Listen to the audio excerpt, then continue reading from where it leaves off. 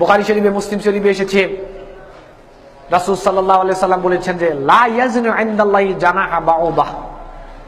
এই পৃথিবীর মধ্যে অনেক বড় দাম্ভিক ব্যক্তি হতে পারে, অনেক টাকা পয়সার মালিক হতে পারে, অনেক ক্ষমতার অধিকারী হতে পারে, আল্লাহর নবী বলেছেন পরকালে তার অবস্থা হবে এরকম, যদি সে অপরাধী হয়, মশার যে ডানা, এই ডানার যেরকম আমাদের কাছে কোনো মূল্য নাই, ওই ব্যক্তির পরকালে আল্লাহর কাছে তদ্রুপ কোনো মূল্যই থাকবে না।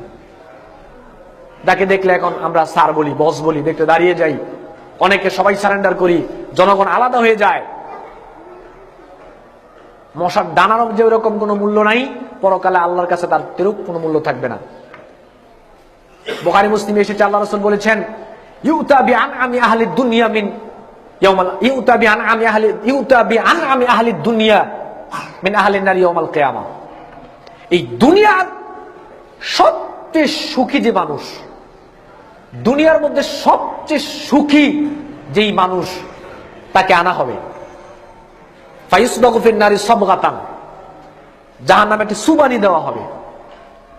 একটা সুবানি দিয়ে তাকে তুলে জিজ্ঞেস করবে হাল রাআইতা খায়রান কাত্তু হাল মাররা বিকা নাঈমুন কাত্তু, তোর জীবনে কখনো সুখ উপভোগ করেছস?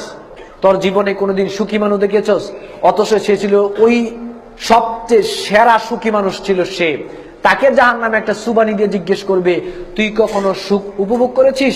সে বলবে ওয়াল্লাহি লা ইয়া রব, আল্লাহর কসম, সুখ কি জিনিস আমি জীবনও দেখিও নাই, বুঝিও নাই, উপভোগও করি নাই। জাহান্নামের এক সুবানি খেয়া দুনিয়ার যাবতীয় সুখ সে ভুলে যাবে। কেন? বুখারী মুসলিম এসে আল্লাহ রাসূল বলেছেন নারকুম জুজউন মিন সাবঈনা জুজান, ক্বালু ইয়া রাসূলুল্লাহ ইন কানাত লা কাফিয়াতান, ক্বালা ফুদ্দিলাত আলাইহিন্না বিতিসআতি ওয়া সিত্তিনা জুজআন কুল্লুহুন্না মিসলু হাররিহা। কেন বলবে? কারণ এই দুনিয়ার আগুনের তুলনায় জাহান্নামের আগুনটা তার 70 গুণ বেশি তেজি।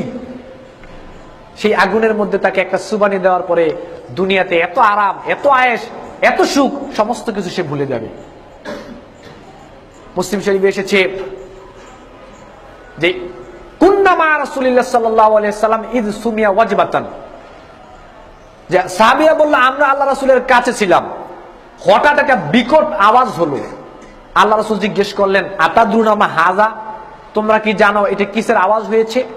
সাহাবীরা বলল আল্লাহু ওয়া রাসূলু আ'লামু, আল্লাহ এবং তার রাসূলই ভালো জানেন, আমরা জানি না। আল্লাহ রাসূল বললেন হাযা হাজারুন রুমিয়া বি ফিন্নার মুনযু ৭০ খরিফান ফাহুয়া ইয়াহবি ফিন্নার আল আন হাত্তা ইনতাহা ইলা কারিহা। ৭০,০০০ বছর পূর্বে একটা পাথর জাহান্নামের নিচের প্রান্তে নিক্ষেপ করা হয়েছিল। ৭০,০০০ বছর পাথরটা শুধু নিচেই গিয়েছে। আজকে ৭০,০০০ বছর পূর্ণ হওয়ার পরে এই পাথরটা জাহান্নামের নিম্ন স্তর, সর্বনিম্নে গিয়ে পাথরটা পৌঁছেছে। এই জাহান্নামে তাকে একটা সুবানি দেওয়া হবে। দুনিয়ার ক্ষমতা, দুনিয়ার লোভ, দুনিয়ার লালসা, দুনিয়ার নারী, দুনিয়ার সম্পদ, দুনিয়ার টাকা পয়সা, যাবতীয় সমস্ত কিছু জাহান্নামের এক সুবাকে এসে সব ভুলে যাবে। তাকে আমল দেওয়া হবে, তাকে বলা হবে ইকরা, পড়, কিতাবাকা কাফা বিনাফসিকাল ইয়াউমা আলাইকা হাসিবা, পড় তোর আমল, দুনিয়াতে কি কর্মকাণ্ড করে এসেছিস নিজেরটা নিজেই পড়। এটা দেখে সে বলবে ইয়া ওয়াইলাতানা মা লিহাযাল কিতাব লা ইউগাদিরু সাগীরাতান ওয়ালা কাবীরাতান ইল্লা আহসাহা। এটা দেখে আপনি বলবেন হায় হায়, এটা দেখে ওই আমলনামা আমি যখন পেট্রোল বোমা মেরেছিলাম পৃথিবীর কেউ দেখে না, এটা দেখে এখানে আছে। 1 কোটি টাকা সরকারের বাজেট ছিল, পৃথিবীর কেউ জানে না। আমি সরকারকে 1 কোটি টাকার হিসাবে দিয়েছিলাম, কিন্তু 10,000 টাকা আমি গোপনে রেখেছিলাম, পৃথিবীর কেউ জানে না, এটাও দেখে এখানে আছে। কিতাব লা ইউগাদিরু সাগীরাতান ওয়ালা কাবীরাতান ইল্লা আহসাহা। এটি কেমন আমলনামা? ছোট বড় গুনাহ সবই তো এখানে আছে। আফসোস করবে সেদিন সে। তিরমিজি শরীফে এসেছে, আবু হুরায়রা রাদিয়াল্লাহু তাআলা আনহু থেকে বর্ণিত, আল্লাহ রাসূল সাল্লাল্লাহু আলাইহি সাল্লাম বলেছেন মা মিন আহাদিন ইয়ামুতু ইল্লা নাদিমা, ক্বালু ওয়া মা নাদামাতু ইয়া রাসূলুল্লাহ। আল্লাহ রাসূল সাল্লাল্লাহু আলাইহি সাল্লাম বলেছেন পৃথিবীর সমস্ত মানুষ সেদিন আফসোস করবে।